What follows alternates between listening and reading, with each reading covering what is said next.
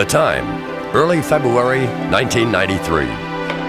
The place, a small farm in northeast Iowa. The mission, training and preparing 9 dedicated people and a champion team of Belgian horses for a trip across the width of America, from Maine to California.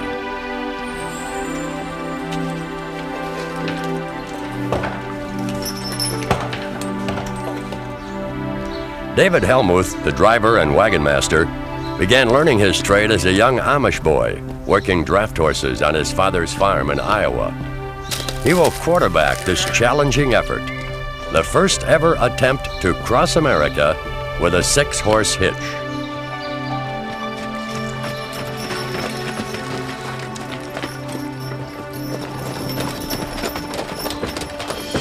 Early each winter morning, in cool and sometimes frigid weather, the 6 horses are worked out, just 2 at a time, so this talented teamster can pay closer attention to each individual horse, to check and correct its performance, to note its health and conditioning, but perhaps most importantly, to improve the communication between driver and horse, or as David says, to help us think alike.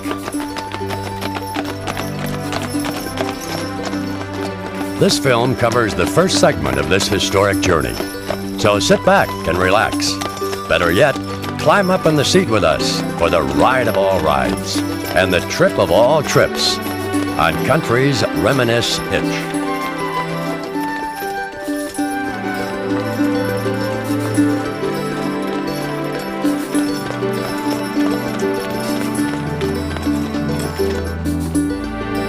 While the hitch was wintering near Waverly, Iowa, the horses and the pending trip became a pretty popular topic among folks in this small town area. Sensing this and appreciating their thoughtfulness, David and the crew decided to hold an open house. Over 2,400 people showed up.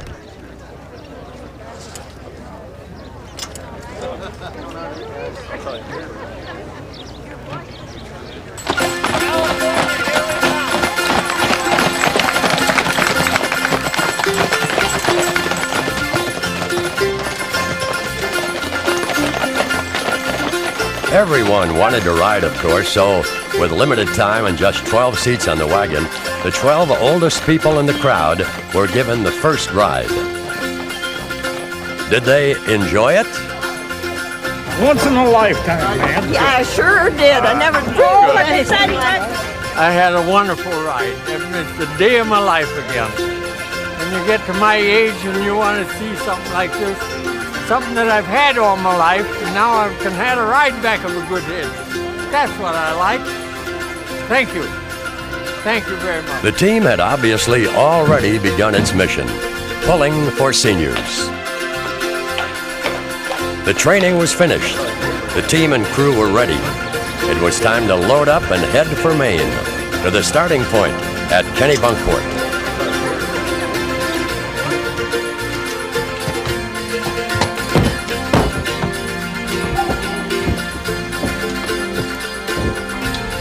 As the caravan headed out, publisher Roy Ryman explained why he and his company decided to organize and sponsor this trip. I've always loved horses, especially draft horses, which stems from growing up on an Iowa farm. And I kind of grew up during that in-between era of agriculture that is in between horses and tractors. And my dad had a team of horses around on our farm long after other people had gone to high-powered equipment. And I loved to ride up in front of the wagon with my dad. And now and then he'd hand me the lines to those horses, and I guess I've been sort of holding on to those lines and the great memories that went with them ever since. So I'm doing this trip partially in memory of my dad, and probably in memory of a lot of other dads like him who must have, people who still look back to those early times when honest, hardworking agriculture. But I'm doing it for another reason too. My dad taught me more than just how to drive horses. My mom and dad taught me that there were certain values, there were the right thing to do at certain times. And I was taught that if you are blessed with success, then you have some obligation to give back to the community that helped you become successful. So this trip across America with this hitch is a chance to give back to a community of more than 7 million subscribers who have supported us over the years. This is really as much or more their hitch than ours. Just prior to Easter Sunday, the hitch arrived in Kennebunkport. It was the first look at the Atlantic for many of the crew, who took in the local sights, adjusted to the East Coast atmosphere, and picked up the local accents. People here kept saying how much they loved the hosses.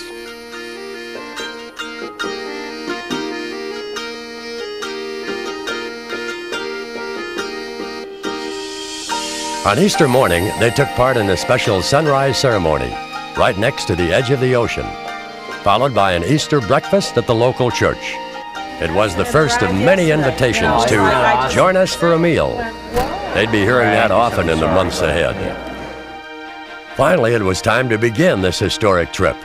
People wished the crew and horses well. Some even kissed them.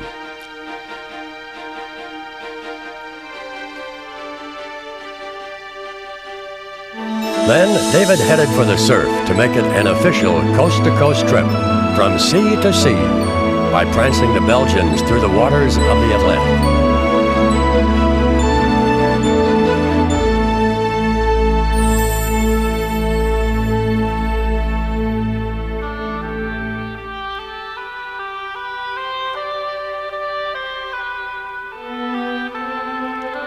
From the surf, he headed up over the sand dunes and began the trip west, way west.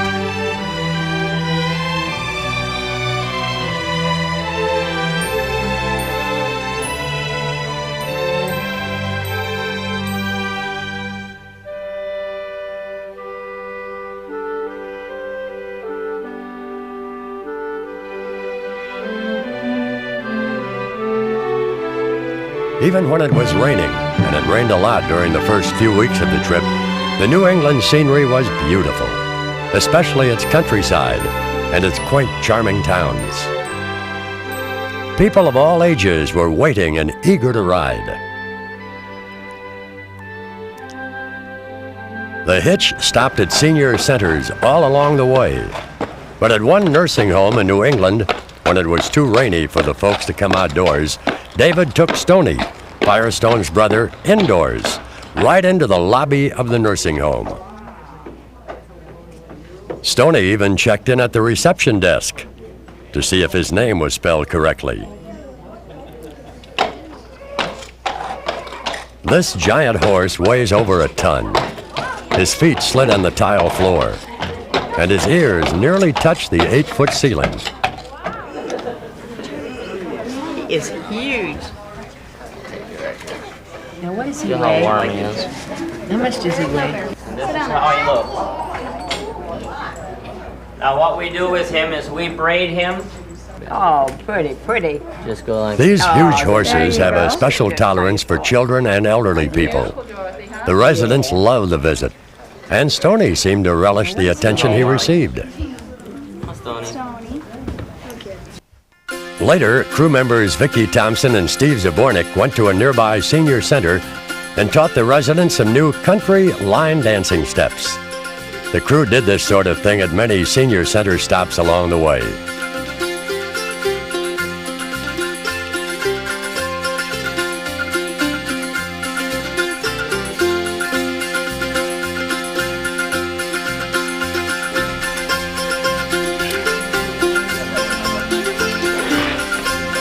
Each day starts differently, but one thing never changes. The horses always come first. Their health, their welfare, their appearance is the primary concern. And each morning they're prepared to look their best for a brand new audience.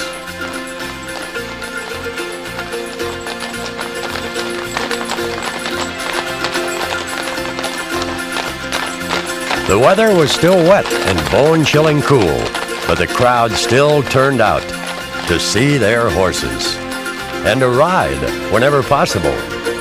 The specially designed wagon holds 12 people, and the paint on the seats had worn thin after just a few weeks. The sudden appearance of these 6 huge horses makes everyone curious. Everyone.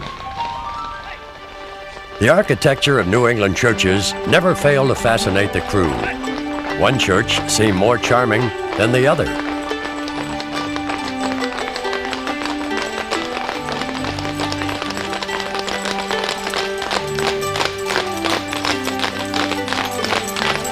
Winding New England back roads provided beautiful scenery, even during the mild but wet weather that continued early in the trip. When you cover only 10 miles or so a day, crossing a state line becomes a more meaningful achievement, and the crew let out lusty cheers whenever they crossed another border. One of the more memorable days in Massachusetts was the day the Hitch crossed the famous French King Bridge.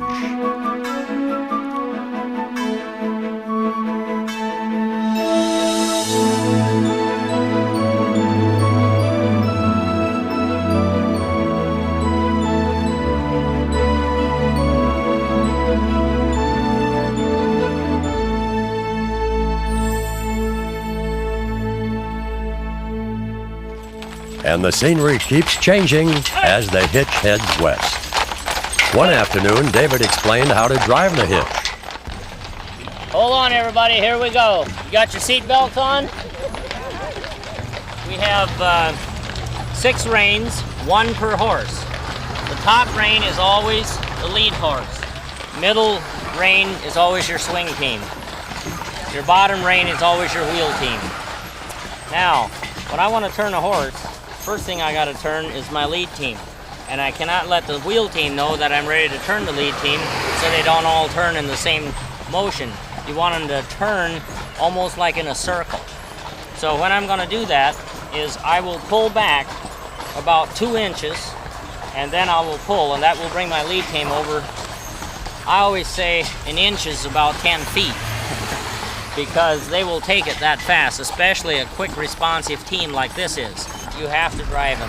These horses will pretty much go wherever you're going to guide them. You can use voice commands like I always do. If I want them to trot, I'll say team. If I want them to walk, I'll say walk. Tell him! We're off.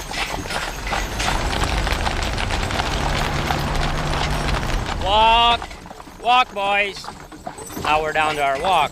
The reason that I want them to walk is I want these guys, for this 10 miles that we do each day, to be just as hardy as they can be when we get there. And that means by pulling them back and just kind of letting them be pumped up all the time, it seems like they just wear better. And also, of course, it shows a lot more pride in them than if you just run them and wear them down. I'm very excited about this trip. We're usually in cars and we're usually going 65 and moving along, and we just kind of fly by things. But I kind of like this slow pace because you can actually see everything in great detail. You don't miss any signs. You read every sign. And I always look at the fields around us and see the different crops of corn and grain growing. I love to go past houses and see the little kids out playing in their swings or flopping around in a swimming pool. I love to pass all these vehicles and they slam on their brakes and pull over in the ditch in front of us and start waving. There's nothing in the world I'd rather do than what I'm doing right now. This is not only showing the horses, it's taking a trip across America and sharing everything with all the people. And after all, it takes all these people to make it happen. And it's just totally awesome. Totally awesome. Also totally awesome are these 6 beautiful Belgians, which were rated the top 6-horse hitch in America last year. David personally screened over 80 horses while putting this hitch of all hitches together. It's no wonder people of all ages are so impressed when they see them up close. The trip offers David and the crew an opportunity to give some of the background of draft horses, about the contributions of draft horses to the growth of this country back when horsepower was limited to real horsepower, and helps bridge the gap between seniors and children.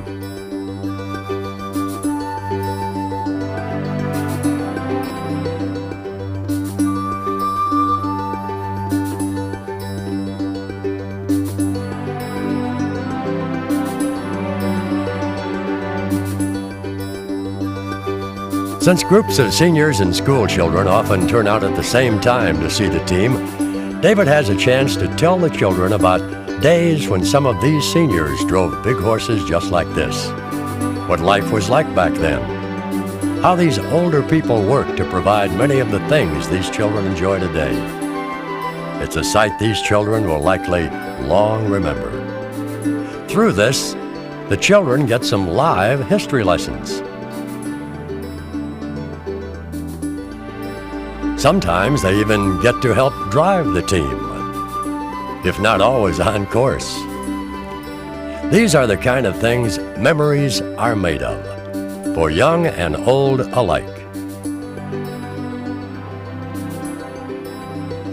Part of what makes this trip so interesting for the crew is the people they meet along the way, such as country yodeler Kenny Roberts. It was my most requested yodeling song. She taught me how to yodel. I went across to Switzerland where all the yodelers be to try to learn to yodel with the yodel-dee-doo-dee. I climbed a big high mountain on a clear and sunny day. I fell in love with a yodeling gal and could not get away. Oh, she taught me to yodel. Oh-da-dee-dee-dee, oh-da-dee-dee-dee, oh-da. She taught me to yodel. Oh-da-dee-dee-dee, oh-da-dee-dee-dee.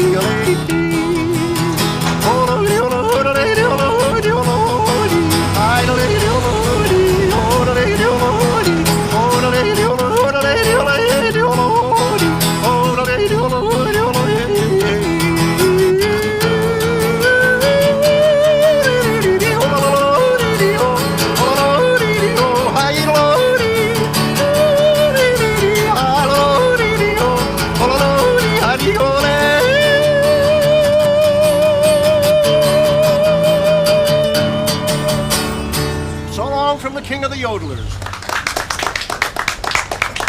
With people who love life and what they do as much as Kenny, the problem is sometimes how to break away and continue on down the road. And the road and rural scenery are as beautiful as the people they meet, especially in the morning, as the crew and the horses awaken, stretch, and prepare for another day. It's especially peaceful before the crowds begin arriving.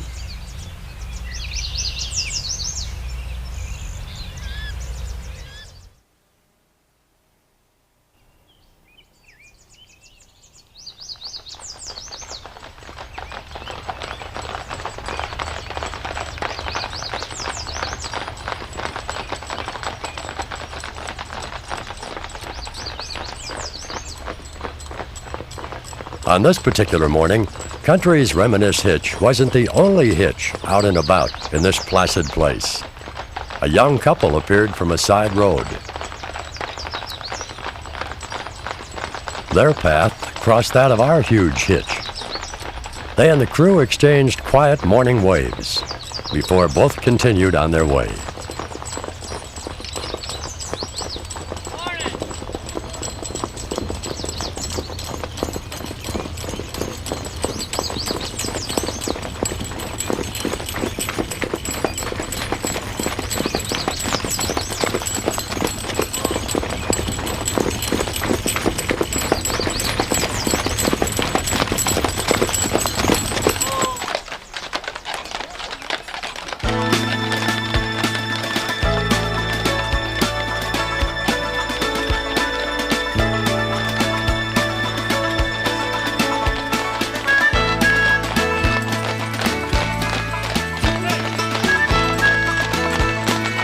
In every small town, people wait to wave and hopefully to ride. As David says, it's just miles of smiles wherever we go. It's a new audience every day, and gradually, the crew notices the changing accents of people they meet as they move farther west, and they note the change in architecture as well.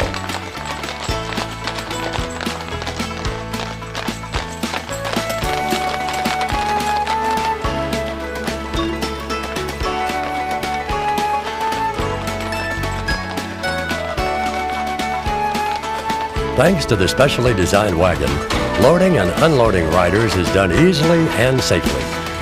A hidden ladder is slid out from below the floor, and handrails provide additional safety. That was fun. In some small towns, the crew is greeted and toasted with an appropriate country drink, fresh lemonade. Good morning. We need refreshment after that long trip. And at the end of a day's drive, the crew is often invited to sit down and chat a spell on someone's front porch. Next day, Vicki and David are back on the road again for another busy day, passing more of the beautiful scenery along rural back roads. Packing up tents and gear from last night's encampment, being offered more food, even homemade pie by people along the way, before setting up the next night's campsite. The crew meets friendly, smiling people every day, and today they meet the director of the country's oldest continuous band. I am Stan Smithers, the president and director of the Sheldon Falls Military Band, located in Sheldon Falls, Massachusetts.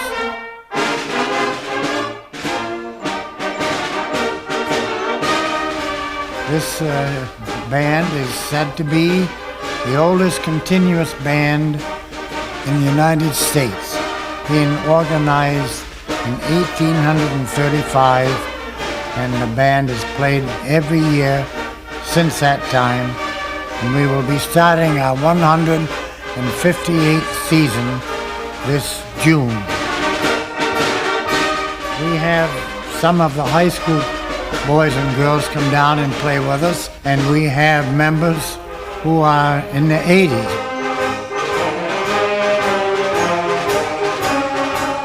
But this building was built, as I understand it, approximately in 1907.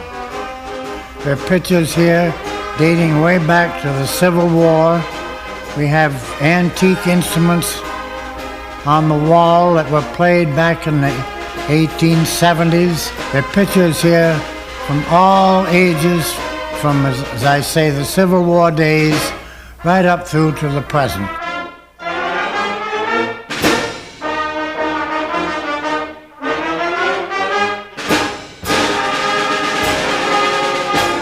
Look at, this is me in 1958 when we were celebrating our 125th anniversary. This picture was taken at the end of the famous Bridge of Flowers. At that time I was solo clarinet player in the band. And that's about it, I guess. That may be about it, Stan, but the crew found it amazing to have heard a concert by a band that's played every year since 1835. Of course, since our crew loves to eat, they love their visit to Gould's Sugar House for pancakes and maple syrup. One of the owners provided them with this bit of background. My name is Edgar A. Gould. I live in Shelburne, Mass. Well, I'm a farmer. I've always been a farmer. I'm an ancestor of one of the older families in town. We traced this back to our original ancestors established on this property in 1775 with a grant from the, I don't know whether the grant came directly from the king or what, but it stayed in the family ever since then. Harvest of maple syrup is made in the spring, while most crops are harvested in the fall of the year. So when winter begins to let go and spring comes, the temperatures begin to fluctuate up and down by the freezing point. That's when the maple tree becomes active and starts producing or running the sweet sap up and down the tree. It takes about 40 gallons of that sap fresh from the tree to boil down to make 1 gallon of finished maple syrup. We decided the public would like to see these older things and an old occupation, and so far it's been successful. The people come up here from New York City for breakfast, and they also come very often from Hartford, Springfield, even Providence, Rhode Island, just to come up for breakfast. Breakfast is late, some mornings it's their lunch, but they come for breakfast. We have 4 generations of families coming. The great-grandparents even found us back in 1960, and they're coming with babies right now with great-grandchildren because they want them to be part of Gould's Sugar House. It's a family affair to come here. We have one customer that's 102 years old. We have another faithful customer that's 92, and he comes every single week on Friday for his pancakes. The crew also met another talented rural person along the way. My name's Becky Ashenden.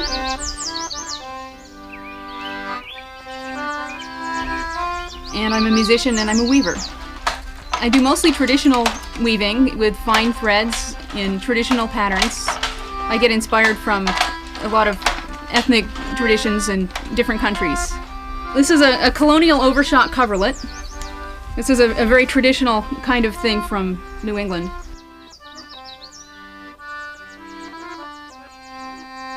I mostly do this by myself, but I've got an apprentice that works with me about twice a week. I was born and raised in Shelburne Center.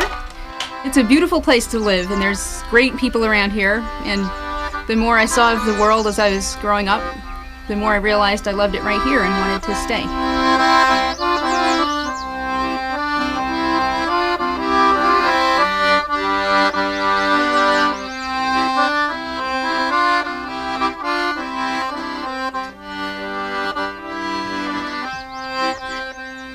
Again, when you meet such fascinating people, it's hard to break away. But there's miles of road ahead and lots of homework to be done. The horses get new shoes every 6 weeks. An experienced farrier, the same who does Budweiser's hitches, visits the team regularly and custom fits the shoes to each horse.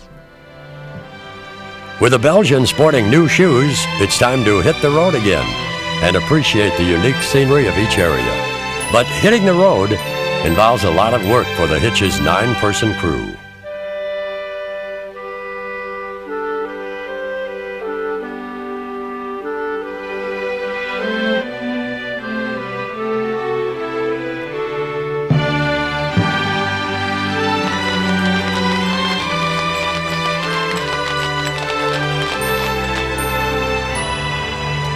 Semi-driver Don Garrett explains a bit of what's involved each day to get on the road.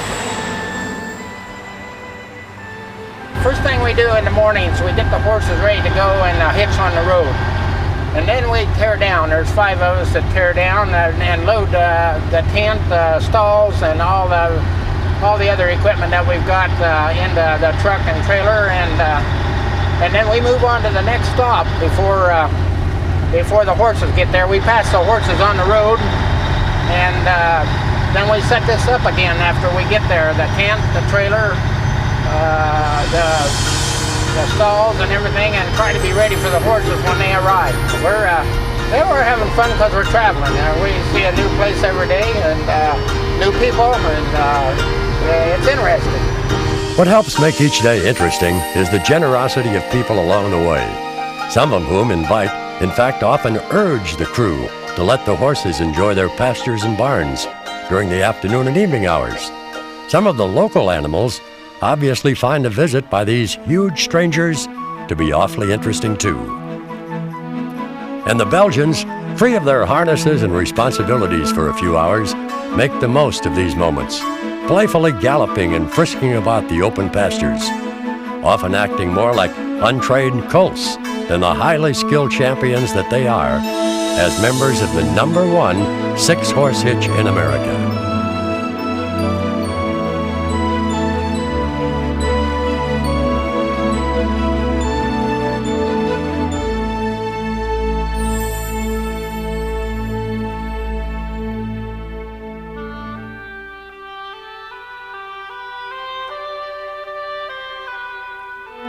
A feature of this night's stay at Hancock Shaker Village was the unique and beautiful round stone barn. Not only do the horses enjoy this respite, but obviously the crew enjoys a little quiet now and then, watching this great team of Belgians enjoying a well-deserved break. thanks to the generosity of a subscriber along the route.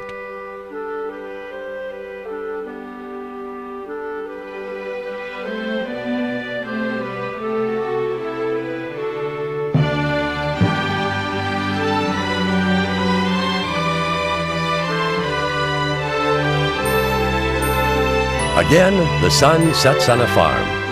It's a scene the crew will long remember. While 99% of the trip is routed along rural highways and county trunk roads, sometimes there's no better way to get from here to there than to go right through a city.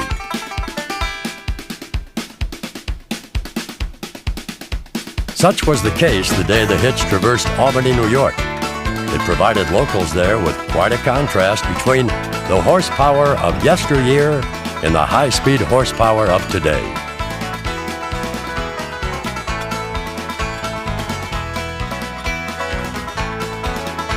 The route through Albany, the capital of New York, took them right past the state capitol building and even the governor's house. The governor of New York, Mario Cuomo, who considered running for president last year, also considered riding with a hitch, but at the last minute, state business kept him from doing so.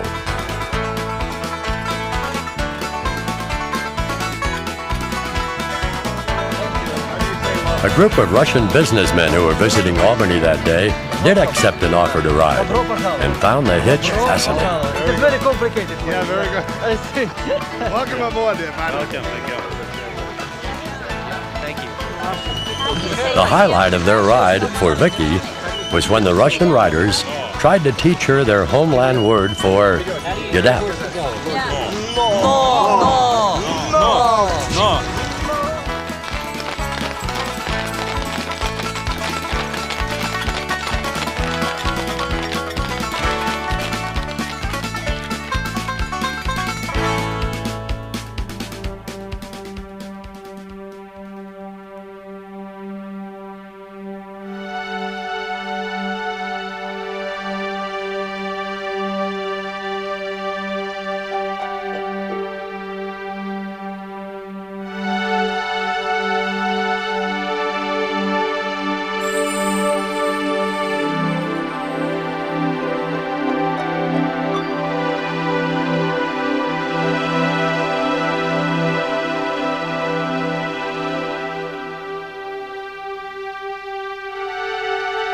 The days grew into weeks.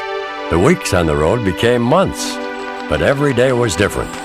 Some sunny, some rainy, but all enjoyable. Great. To ride on here, who cares if we get wet? This is the fourth time I've caught up with the team.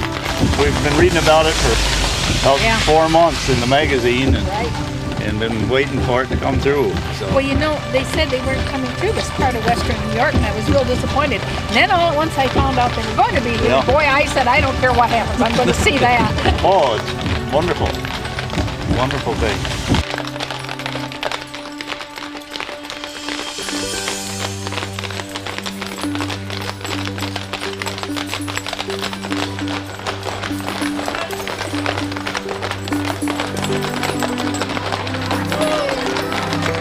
In each town along the way, David talks to the crowds that turn out, especially at senior centers. We're glad to be in Springville, even if we got a little wet getting here. And this is one of them things, we never know if it's going to rain during our trip or not. A lot of people ask, what do you guys do when it rains? Well, I think we all found out what we did today. We let it rain. But I think you probably noticed our slogan on the long side of our wagon. It says, we are pulling for seniors. We are pulling for seniors. That's one of the great reasons that we came here. It's all about people.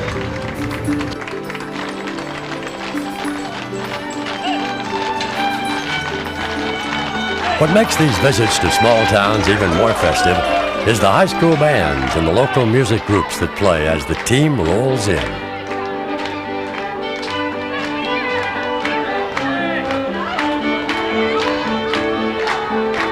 Think these folks are enjoying themselves? The arrival of the hitch in small villages provides a reason for local folks to gather and have some fun. It's obvious it gives them a lift. In one small town, an elderly gentleman told the crew, This is the greatest thing to happen here since the boys came back from the war.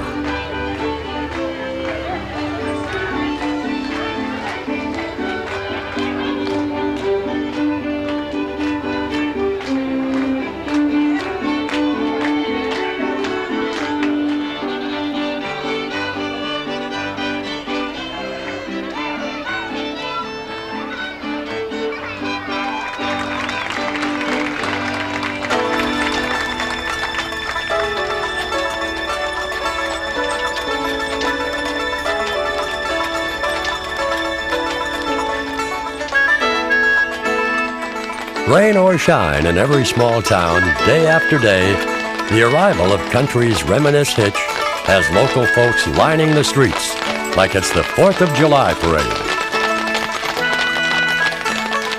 Behind the scenes, the crew puts in long days, which includes buying fresh hay from local farmers along the way. Crewman Steve Zabornik tells how much these Belgians eat and drink in a day. Yes, they would eat probably like 30 pounds of hay a day and about 30 quarts of grain a day. And they would probably might drink like 25 to 30 gallons of water a day. And that would depend on, of course, how much they're worked and how hot of weather it is out too. The people have been fantastic. The public has really appreciated us. This is probably the biggest thing that's happened to small town USA. Junior Kaufman describes his background. I was born and raised on a farm. We had draft horses. I worked draft horses all my life. Used to plow, work in fields with draft horses. That's all we used. What I'd like to do someday is be in competition with showing 6 and 8 horse hitch. Sometimes, not often, the crew gets to spend a few minutes alone. But soon the curious come, and the same questions begin again. Yet, as one crewman said, while the others nodded, we'd be disappointed if people didn't come and didn't ask questions. It shows they're interested in the hitch and glad that we came. It gives us a chance to teach a lot of people about draft horses and to revive a lot of fond memories for older people who grew up using them. We answer the same questions hundreds of times because there's a different group of people every day. But we never tire of it. In fact, we enjoy it.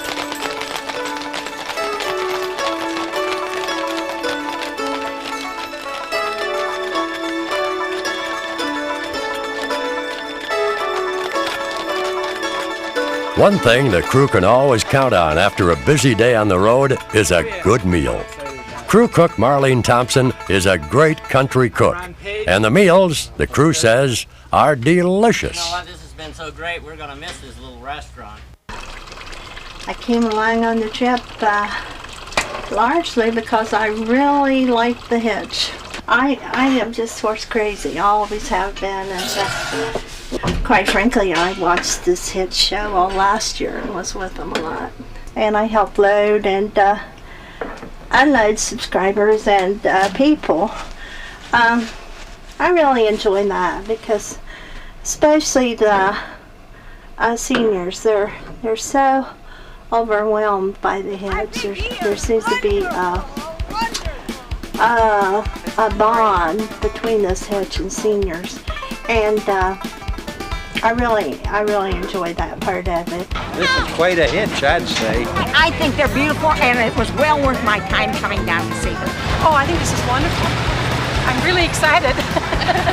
Really excited. I'm so glad you came through here. We had to come back again today. I had to bring Mom and Dad back out to see them. And I really enjoy seeing the horses. I was brought up with work horses. And Dad would always use 3-horse hitches a lot to plow and to run the wheat binder and things like that.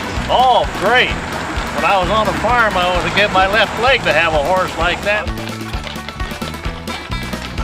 you like some lemonade? Oh, I'd love some lemonade. Thank you so much. Oh, you're welcome. Thank you. This is my dad's tea back in the 50s. Oh, isn't that unreal? Great grown Belgians. Yep. That's what 6-horse hitches were all about in the 50s. Hey!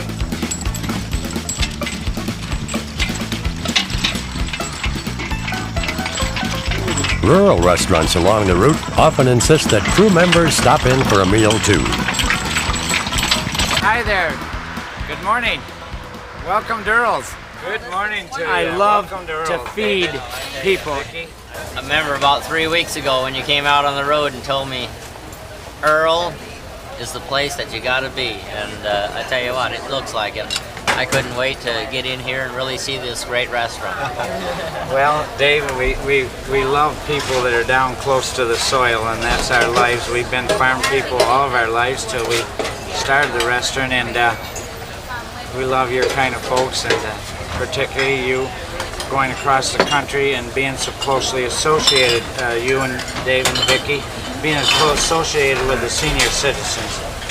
That's very, very close to our heart also. Here, you'll both have to share this.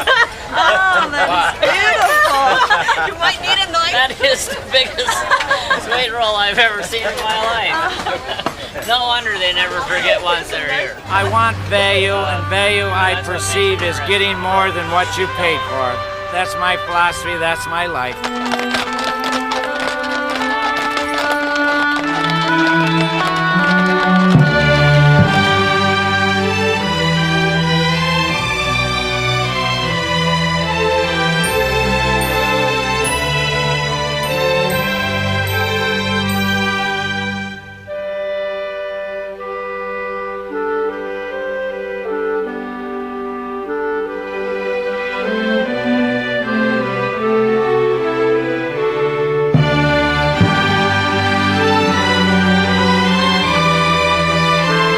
Vicki shows a young visitor part of what she does every day.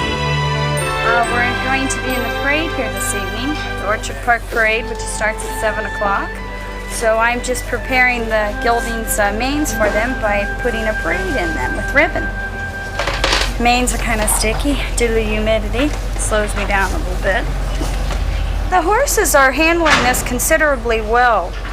On the days when it is more humid, it's a little harder on them. We notice that they need a few more breaks than usual. But in general, they're gaining a lot of muscle. They're holding their weight just beautifully. They seem to have a lot of energy when they get in parades and different kind of social activities where we have a lot of people and a lot of excitement going on. They seem to perk up and get in the spirit of things and realize it's time to put on a show for everybody.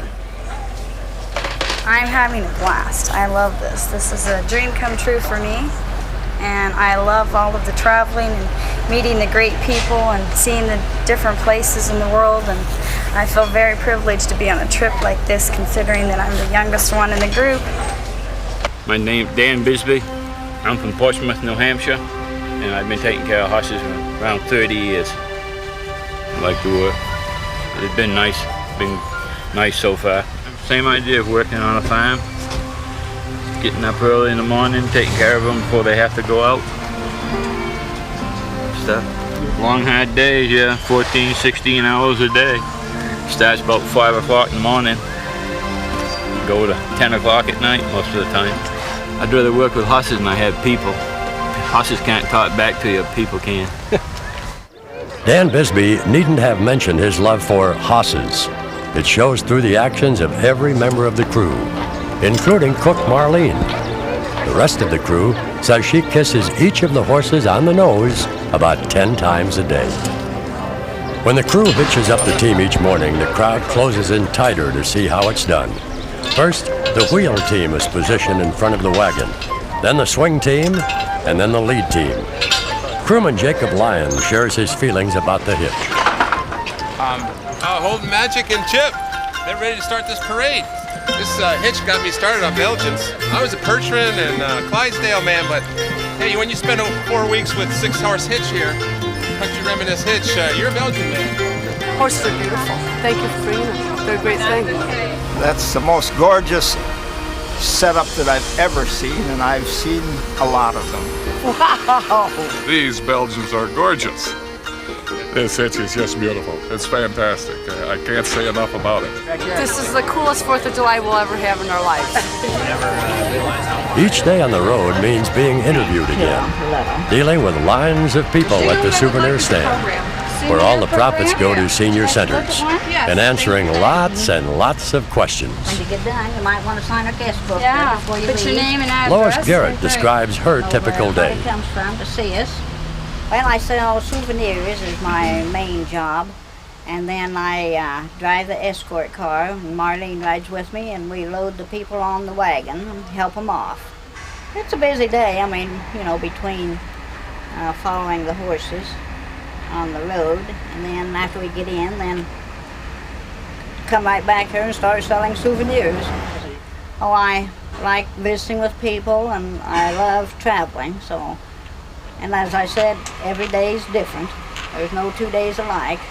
Today's July 4th. We're having a big parade, and then we're having fireworks, and we're also having music down in our pavilion. A 4th of July celebration is always a big affair in a small town. But this year's celebration, the locals in this town said, was the biggest ever. Smallest, biggest towns in the state of New York. Very well known for their parades, and they really take it to heart.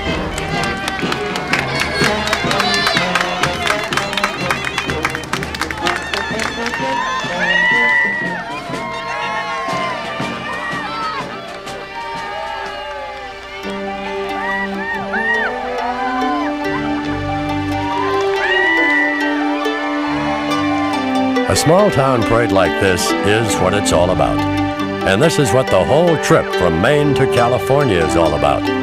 Bringing some good, clean enjoyment to thousands of people across America by showing and sharing their hitch, the team with more owners than any team in the world, the more than 7 million subscribers to Ryman Publications magazine, who collectively own this magnificent team. 1993 marks the 50th anniversary of senior centers in the United States. In view of this, if these horses can give a lift to thousands of people, especially to seniors, while commemorating this anniversary, then this trip is worth doing. And the "We're Pulling for Seniors" slogan on the hitch wagon has merit. This shows the difference from a big capital city to a very little town, and people still appreciate the great parade. This 4th of July celebration in a small town in rural America provides a fitting end to this first leg of our journey. And I'd like to bring forward a couple of the people that drove the team. With us this evening we have Dave Helmuth and Vicki Thompson, right? We felt just as good being in the parade tonight as we did in the Pasadena Rose Parade. So these parades are fun, and it takes people like you to make them happen, and we love you. Thank you. God bless this great country of ours, and God bless each of you for the part you've played in making this trip possible.